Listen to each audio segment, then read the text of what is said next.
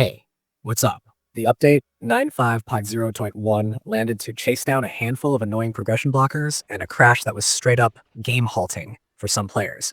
And what I want to do is walk you through what actually changed, why a few of the bits matter for the way you play, and the little under the hood things that tell you how Bungie is thinking about stabilizing this rollout. First off, the headline fixes are the kind of stuff that actually makes play possible again for people who hit broken mission states. Several Renegades mission soft locks were addressed, including issues where dialogues or encounter triggers wouldn't advance and left Guardians stuck in a loop or forced to restart characters to continue.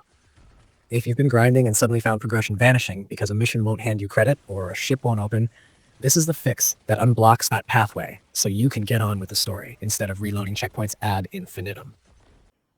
Connected to that was a more urgent stability patch, a crash some players hit during the witness fight. And Bungie's response here was decisive enough that they extended open access windows while the remedy rolled out, which tells you they prioritized making sure people could finish the associated content safely rather than pushing forward with a known server killer. Beyond those top tier fixes, the update tidies a ton of quality of life annoyances. UI and destination polish. Things like incorrect icons when flying to certain outposts or vendor contract display issues across characters, mission-specific revive token adjustments for some exotic missions, and fixes that prevent odd revive timer behavior in lower-tier portal activities, so match-made and private activity experiences line up more predictably. On the sandbox and ability side, we've got several targeted tweaks that won't necessarily rewrite the meta, but will shift how certain encounters play out. For example, some Renegades ability descriptions were corrected so they actually match what the abilities do in practice, which is more meaningful than it sounds when you're theory crafting builds.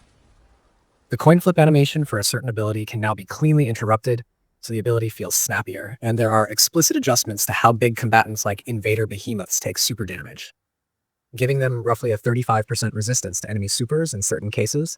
That kind of targeted resist change affects how you approach boss windows and when you commit your big cooldowns.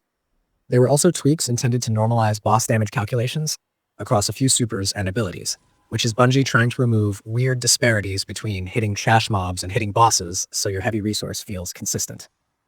It's worth flagging the more niche mission balancing notes too. Some portal and expedition endings that could leave you stranded without rewards or with mismatched revive behavior were fixed, and several exotic mission portals were updated to properly drop their intended rewards, catalysts, and intrinsics.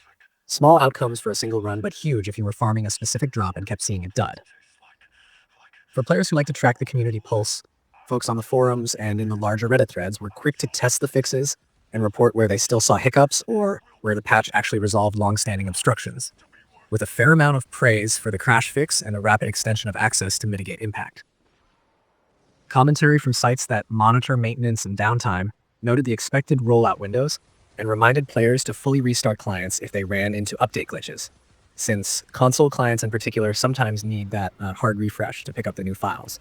Overall, this update reads like a stabilization pass, not a sweeping rebalance, but a careful stitch-up of the most disruptive problems introduced at launch, plus a smattering of small sandbox clarifications to keep ability behavior intuitive. If you're returning after getting stuck, the mission fixes and crash patch are the most immediate relief. If you're just poking at new builds, pay attention to the small ability description changes and behemoth resistance notes, since those will change how some supers and boss windows feel in practice. This was a compact, targeted hotfix that prioritizes playability and consistency over sweeping changes, which is exactly the kind of patch you want in the first follow-up after a major expansion release. It doesn't reinvent the systems, but it unblocks and smooths the ones that were getting in people's way.